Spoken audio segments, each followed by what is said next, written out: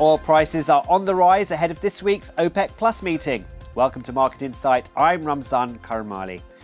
Well, four sources have told Reuters that at this Thursday's meeting, OPEC Plus is likely to extend its latest round of oil output cuts until the end of the first quarter of next year. OPEC Plus, which accounts for about half of the world's oil production, has been looking to gradually unwind production cuts through 2025. However, the prospect of an oil market surplus has exerted downward pressure on prices, with Brent trading nearly 6% below its average for December 2023. So where are oil prices heading next year? Well, to help answer that and more, I'm joined by Homayoun Falakshahi, Senior Oil Analyst at Kpler. Homayoun, thank you so much for joining us. So what are you expecting from the OPEC Plus meeting on Thursday, and what would you actually like to hear? Actually, it's been a few months already that we've been calling for, OPEC Plus to delay their production schedule hike. As you know, they should have started increasing their production in September, October already.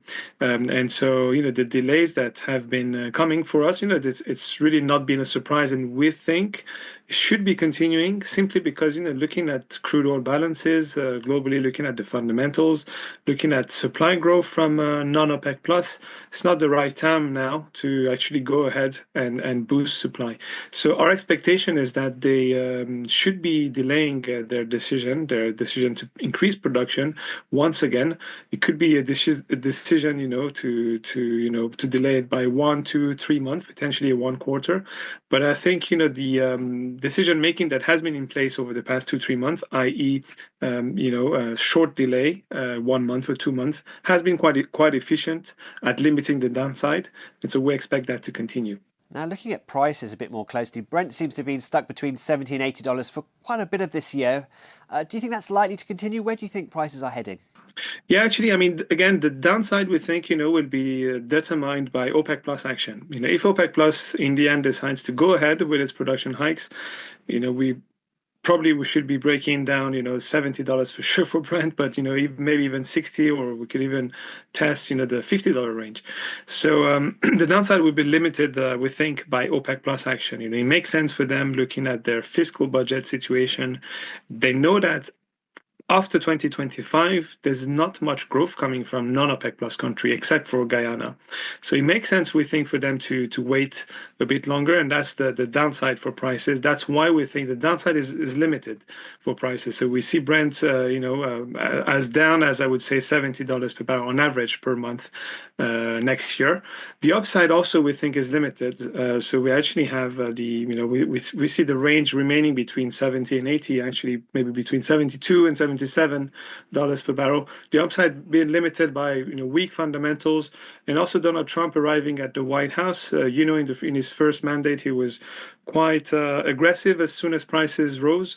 And we think this should continue to be the same as during his first term, i.e., whenever prices, let's say, rise above $80 per barrel, he could be tweeting and pressuring OPEC Plus to go ahead and do something about it. Now, what about supply from Russia? Its Asian imports are slipping, particularly because of China. Do you think Russia can carry on relying on this region? Yeah, I think, even with the arrival of Donald Trump, and there's rumors that the war between Russia and Ukraine could see an end soon after he gets into office, we don't think there's going to be a change in policy from the EU. It's hard to see the EU going back to buying Russian crude.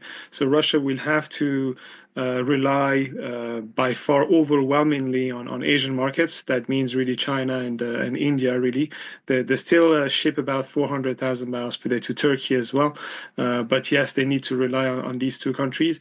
Looking at last month, you're right, there's been a drop in exports from Russia, about 250,000, 300,000 barrels per day. Month on month compared to October. It looks to me that actually exports to China are stable. So far, I think maybe the weakness will come. It sounds like it's coming from India, the fact that it hasn't been ramping up. The refineries haven't been ramping up as fast after maintenance. But yes, we think Russia will continue. And the other point on Russia is that they've actually been implementing their cuts since the beginning of summer, really, after strong pressure from Saudi Arabia. And they're actually getting closer to their compliance, to their quota target. So they're not there yet, but just slightly above that. they really got closer to their target. And looking at the supply side of things more generally, how much longer do you think markets can sort of cope with being oversupplied like this? Yeah, it's. I mean, again, looking at the first, let's say, I think 5 months of 2025, we have a big surplus, on average of more than 1.3 million barrels per day over the first 5 months. So, quite a big surplus, even when comparing with 2023, 2022. And that means that markets will be pressured. That's why OPEC Plus action is going to be extremely key and essential, to limit the downside. In short, I don't think there's a big catalyst that could, drive prices higher. There could be some sort of a bazooka, announcement from China again, but even that would be mainly short-lived because fundamentals in the short term are not looking good. Then in the second half, it actually starts to get slightly better, and also we should expect some impact of the Trump administration on Iranian supply. Our base case view is that Iran's supply decreases by 500,000 barrels per day from the summer of next year of 2025, and that means that from the summer onwards, we should have a slightly more constructive market. But again, OPEC Plus in the short, medium term is going to be extremely key in order to limit the downside. Otherwise, we should see prices dropping. Really interesting stuff. Homayoun, Falakshahi from Kpler, many thanks for your thoughts. And that's Market Insight. Don't forget you can watch more videos on Reuters.com.